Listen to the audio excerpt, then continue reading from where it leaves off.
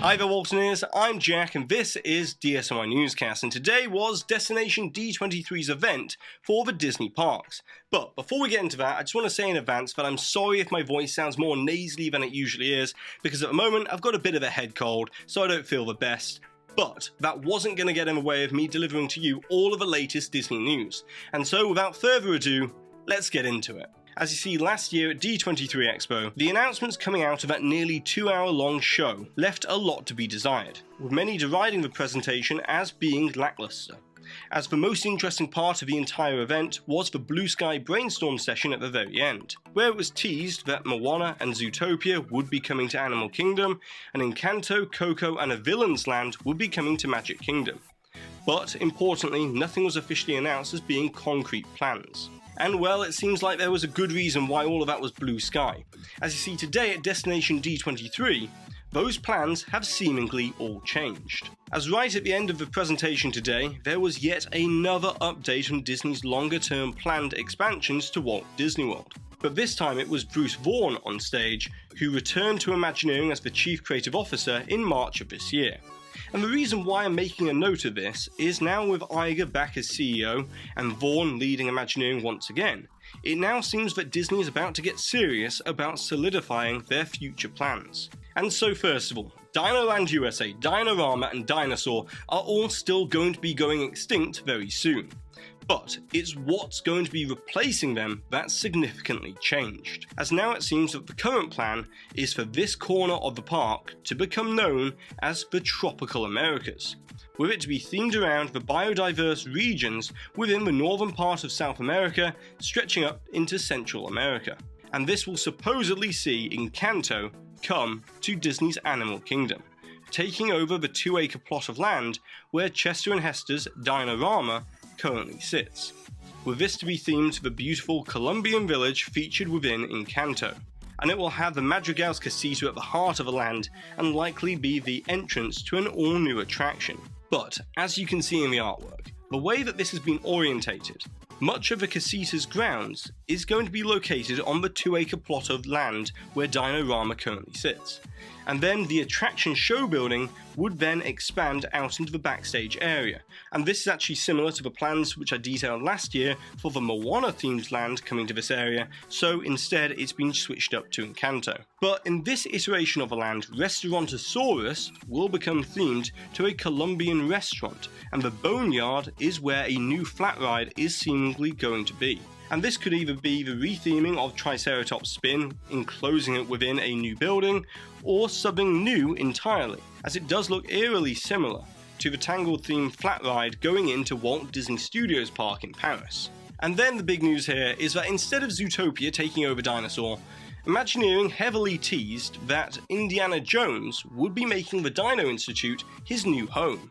And I've got to say that I'm really glad to see that this is going to be the direction that Disney's going to be going in, as it makes so much more sense. And in actual fact, this is a rumour that I've been reporting on plenty over the years.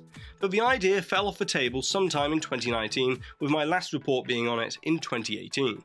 So it's good to see that with Vaughan back in charge of Imagineering, logic and common sense seems to be winning out when it comes to new projects.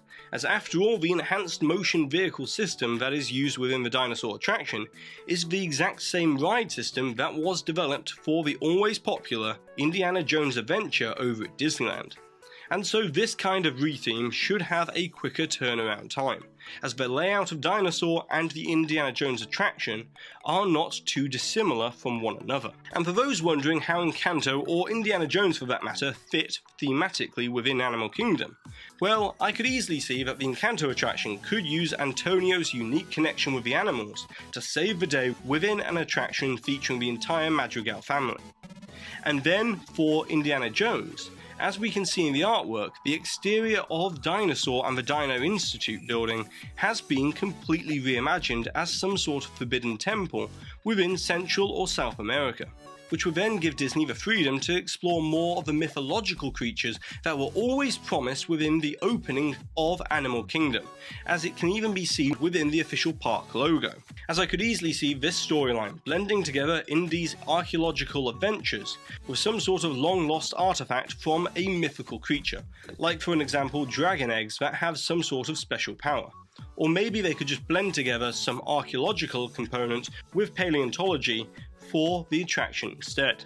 However, even though at this time Zootopia isn't planned for Animal Kingdom as its own land, that doesn't mean to say that Zootopia is not going to be within Animal Kingdom, as Disney announced that Zootopia would be replacing the opening day attraction Tough to Be a Bug, which personally I'm a little bit sad about, as locating an insect attraction under the Tree of Life made a lot of thematic sense. But if Tough to Be a Bug has been struggling to attract the guests in recent years, I can also see how Disney using a more modern IP like Zootopia would help fill and attract all new attention to the 4D theatre as well. But critically, here's the thing, as you see these changes to the Animal Kingdom expansion plans also blow a massive hole in the Beyond Big Thunder Mountain expansion plans. As if Encanto is going to be getting its own land and attraction at Animal Kingdom, then what's going to be filling its place at the Magic Kingdom? As it seems that Disney might want more space to build out the Villain's Kingdom concept at the back of the Magic Kingdom, to rival that of the size of New Fantasyland, as on stage Bruce Vaughan did state that these plans are equally ambitious as Pandora the World of Avatar or Star Wars Galaxy's Edge.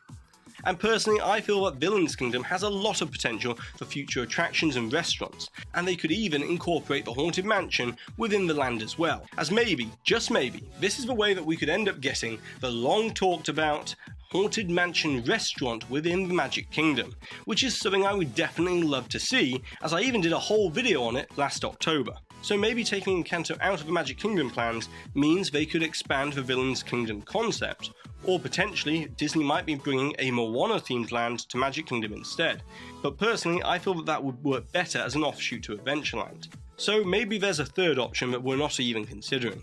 But then moving on out of the Blue Sky segment, now let's talk about some projects that will be happening much sooner.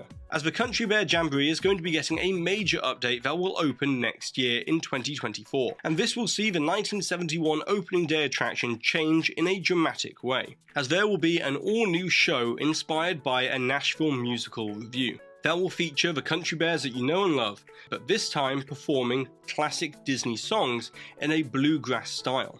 And as part of this, I think we can expect that Big Al and the gang may also be getting a major upgrade to their audio animatronic figures.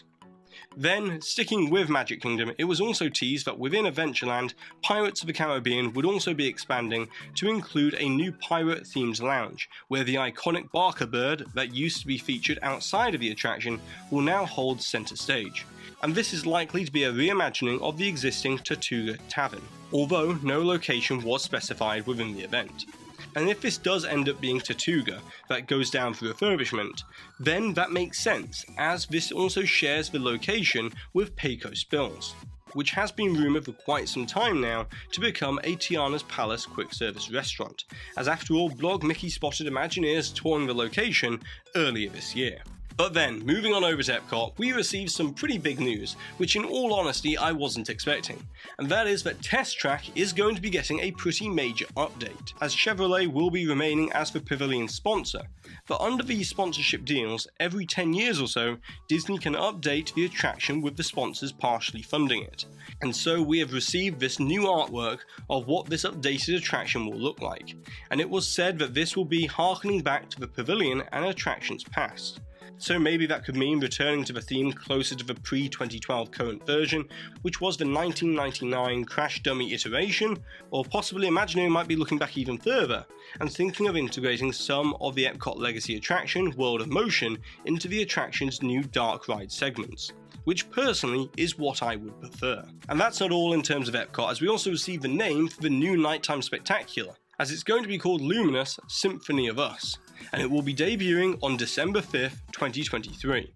And this will be using Disney music as well, which sounds a little bit like it's going to be Harmonious 2.0. But hopefully, given the name and the concept art that we've seen so far, it will hopefully blend more of the classic elements of Illuminations in as well. Or at least, I hope. Then we also have a few smaller updates, as Journey of Water inspired by Moana is going to be opening on October 16th, and will also feature a Moana character meet and greet at EPCOT as well.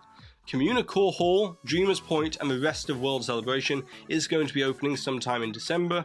The return of Figment as a character meet and greet is going to begin tomorrow, the 10th of September, at the Imagination Pavilion.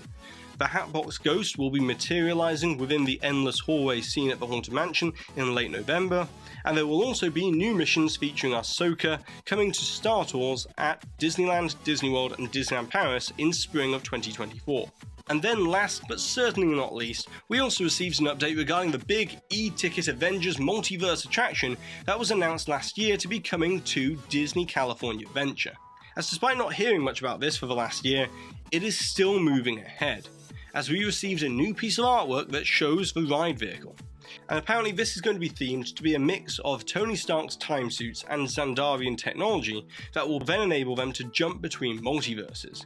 And to me, this artwork is giving some vibes of Cosmic Rewind, so maybe this might be the same roller coaster system as Cosmic Rewind.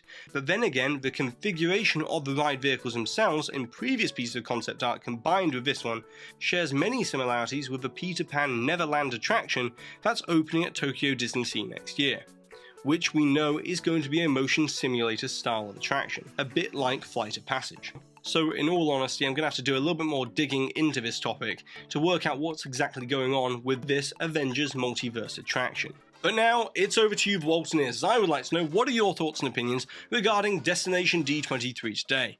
And were you happy with the level of announcements that we received? What are you most looking forward to? And what are your thoughts on Encanto at Animal Kingdom and Indiana Jones replacing Dinosaur, and also the overall plans for Magic Kingdom as well? And so that's it for today, so be sure to subscribe down below, hit that notification bell, and check out the rest of the videos on the channel. And I also want to give a massive shout out to the official Waltineer Club over on Patreon, and the Waltineer Gold members that you can see here, and also a special thanks to Carl Mayhan for being a Diamond Walt. And with all of that being said for today, I've been Jack, you've been you, and I'll see you real soon.